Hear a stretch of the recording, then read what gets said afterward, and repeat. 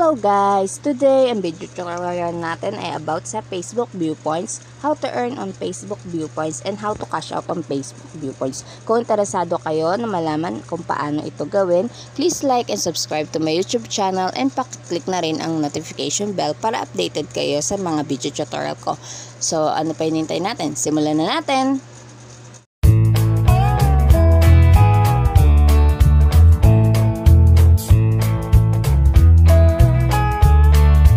Okay guys, so ito is about sa how Facebook Viewpoints. So ang first step kasi guys is i-download nyo yung Facebook Viewpoints. So punta muna tayo sa Play Store para mapakita ko sa inyo yung itsura niya. So type lang natin dito is Facebook Viewpoints. Ayan. So, yan, rate lang natin yung app.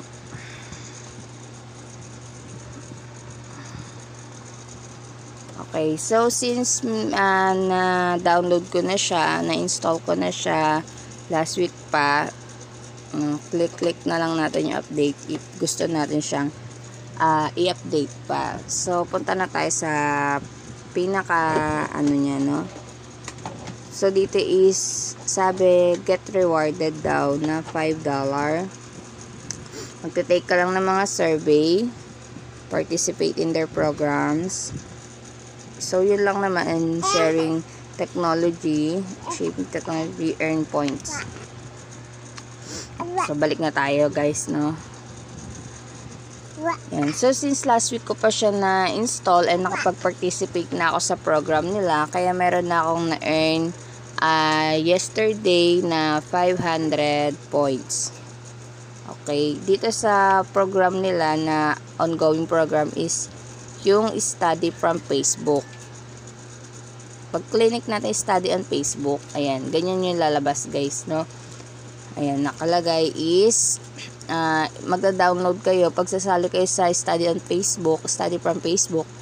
Ayan, how to participate. Download the study app on your primary phone. Follow the steps to set up the program and turn on the app's usage permission. The study app runs in the background so you use your phone normally. Yan. So magko-collect lang naman yun guys ng data nyo na ginagamit sa mga bawat apps. Yun lang naman. So, normally, wala naman siyang, no. So, i-click natin itong view status para makita nyo, guys. Ayan. Mapupunta kayo sa Facebook study. Okay. Pag-click pa natin yan, is ganyan yung itsura niya, guys. Ayan. Pero, dinownload ko din yung study from Facebook na yan kasi yun yung require ng viewpoints, ng Facebook viewpoints para maka-earn ako ng points mula sa kanila. So, balik na tayo. Ayan. Okay. Dito naman tayo sa rewards. Okay. Click natin yung rewards. Ayan, guys, no? So, kailangan mo mag-earn ng 1,000 points para makakuha ka ng $3. Bakit po $3? Kasi dito sa Pilipinas, guys, is $3 yung ang equivalent ng 1,000 points ng Facebook Viewpoints. Pero sa iba kasi, sa ibang country guys, sa ibang bansa is $5. Okay, so every week participation, makaka-earn ako ng 500 points. So since guys, na 500 points pa lang ang na-receive ko kahapon, maghihintay pa ako sa December 3 ng another 500 points para makuha ko tong $3 na to. So, ang tanong guys, no, paano mo makukuha yung $3? So, para makuha mo yung $3 is dito, makikita mo din dito sa reward na to, dito mismo, dyan din sa rewards, may marireceive kayo dyan na details, dito yung lalagay guys, dito sa ibabaw dyan din, ha? May malalagay dyan na details kung paano siya mapupunta sa PayPal mo. Yun yung susundin mong instruction guys. Kaya pagka nag-install kayo ng Facebook Viewpoints, huwag nyo siyang i-delete. or i-install kasi sayang naman yung $3. No, wala kang ginagawa, 2 weeks lang hihintayin mo. Ay, 1 week, or tama, 2 weeks lang hihintayin mo. Meron ka ng $3, no? So, PayPal po ang ginagamit ng Viewpoints para ma-cash out mo yung $3. Punta naman tayo dito sa account. Ayan, makikita nyo, no? Ayan, payment settings, saka email settings. Payment settings pa lang natin as of now ay perks www. So, pag pumunta tayo sa kanilang website, wait lang guys, ito yung about sa program, no?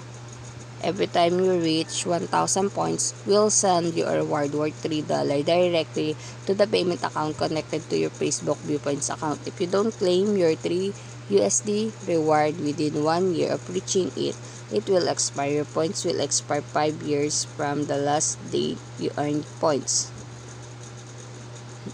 So guys, kahit di naman kayo agad-agad makapag connect ng inyong PayPal account or wala pa kayong PayPal account, di naman siya agad-agad may expire kasi 1 year pa naman siya bago ma-expire, kaya makakagawa pa kayo, no? So pupunta tayo ngayon sa kanilang, ito yung study, ayan o guys, study, para mapakita ko sa inyo. Study, yan yung isa pa na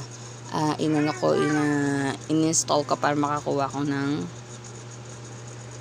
500 points. Wait lang, punta tayo dito sa Google, sa Chrome pala, sorry, para mapakita ko sa inyo yung ayan, Facebook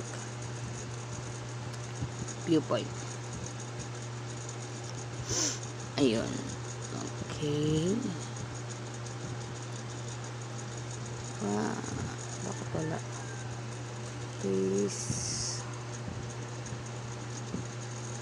ayun, Facebook Viewpoints. Ito pa yung iba kasing, ayan, magla-login lang kayo guys. Papakita ko sa inyo yung iba pang mga rewards nila. Okay, wait lang muna.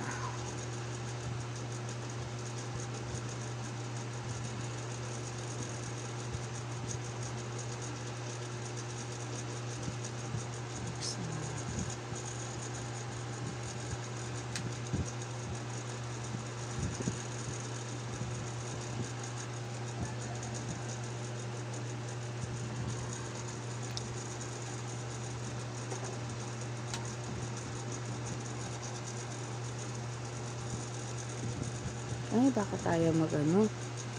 Nakalimutan ko yata yung ano ko. Saglit lang guys, ano ba yun?